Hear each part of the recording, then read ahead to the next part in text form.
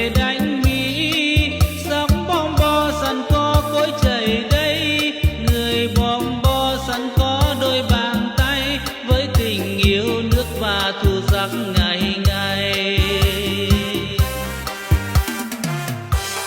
Tiếng cười vui đầy lối đêm vắng vẻ,